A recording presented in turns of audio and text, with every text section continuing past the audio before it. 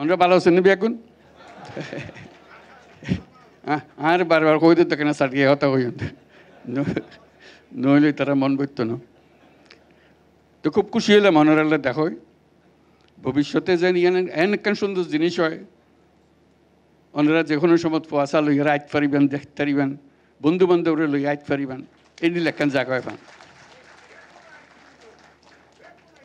ব্যাগুনায় বলে করে ব্যাগুনের লইয়া আরও ব্যাগুনের মিললে পোয়াশা লইয়ারে এইলে জাগান করবে। আর মিলন মেলার কথা কই, মিলন মেলা তো এনে হতে দিল হইতো না, এন জিনিস গরম ফুরিতে টানিয়ে আনুন ফুরিবে ব্যাগুনের পোয়াশা লইয়ারে যেন টানিয়াই। তো খুব খুশি হলাম আজ ব্যাগুনের দেখা হয়ে গেল কই।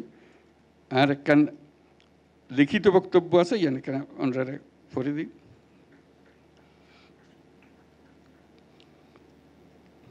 এক্সেলেন্সিজ,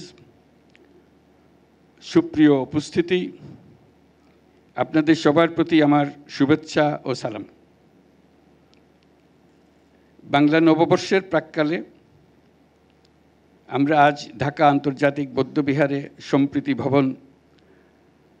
সম্প্রীতি ভবনের ভিত্তিপ্রস্তর স্থাপন করতে যাচ্ছি। আমরা করে ফেলেছি কিন্তু এর মধ্যে। এমন একটি সুন্দর শান্তিপূর্ণ অনুষ্ঠানে আমাকে আমন্ত্রণ জানানোর জন্য বাংলাদেশ বুদ্ধিস্ট ফেডারেশন এবং আন্তর্জাতিক বৌদ্ধবিহারের কর্মকর্তাদের প্রতি আমার কৃতজ্ঞতা ও ধন্যবাদ। একই সঙ্গে সবাইকে বাংলা নববর্ষের অগ্রিম শুভেচ্ছাও জানাচ্ছি। শুভ নববর্ষ। অতি প্রাচীন সময় থেকে এই অঞ্চলের গুরুত্বপূর্ণ শিক্ষা প্রতিষ্ঠান হিসেবে আবির্ভূত হয়েছিল এখানকার বৌদ্ধ বিহারগুলো। এগুলো আমাদের ঐতিহ্য ও সভ্যতার নিদর্শন। পৃথিবীর দূর দূরান্ত থেকে ভিক্ষু ও ছাত্ররা এই বিহারগুলোতে আসতেন। মহামানব বুদ্ধের শান্তি ও সম্প্রীতির বাণী বিশ্বে ছড়িয়ে দিতেন। শুধু ধর্মীয় আচার ও শিক্ষা নয়, সমাজে জনকল্যাণকর কর্মসূচিরও কেন্দ্র ছিল এদেশের বৌদ্ধ বিহারগুলো। মহামানব গৌতম বুদ্ধ বিশ্ব মানবতার কল্যাণে সম্প্রীতি ও সাম্যের বাণী প্রচার করেছিলেন। বৌদ্ধ ধর্ম জীবজগতের সকল প্রাণীর মঙ্গল কামনা করে। মহামানব বুদ্ধ বলেছেন, শান্তি সুখ থেকে আমরা কাউকে বঞ্চিত করতে পারি না, এমনকি ক্ষুদ্র জীব থেকেও বঞ্চিত করতে পারি না। এদেশের বৌদ্ধ পণ্ডিত অতীশ দীপঙ্কর বিশ্ববরণ্য এক মহাপণ্ডিত।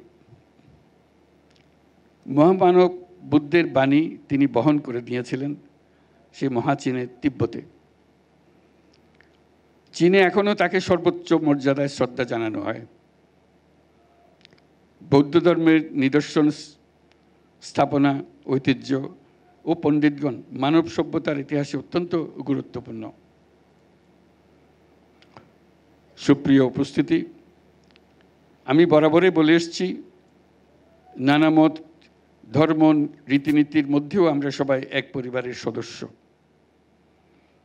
এদেশের হিন্দু, মুসলমান, বৌদ্ধ, খ্রিস্টান, পাহাড় ও সমতলের বিভিন্ন সম্প্রদায় ও জনগোষ্ঠী সব মিলিয়ে এদেশের মানুষের বিচিত্র ভাষা, সংস্কৃতি, ঐতিহ্য।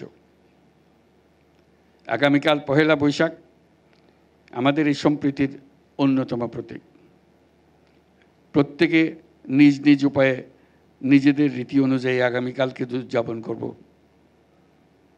আমরা সবাই সার্বজনীন এই উৎসবে অংশ নেব। আজকে আমি যেখানে আছি, এই আন্তর্জাতিক বৌদ্ধবিহার বাংলাদেশের সাম্প্রদায়িক সম্প্রীতির অন্যতম নিদর্শন হোক। প্রতিষ্ঠার পর থেকে এটি বৌদ্ধ ধর্মাবলম্বী সহ বাংলাদেশের জাতীয় স্বার্থ সংশ্লিষ্ট বিষয়ে গুরুত্বপূর্ণ ভূমিকা পালন করে আসছে।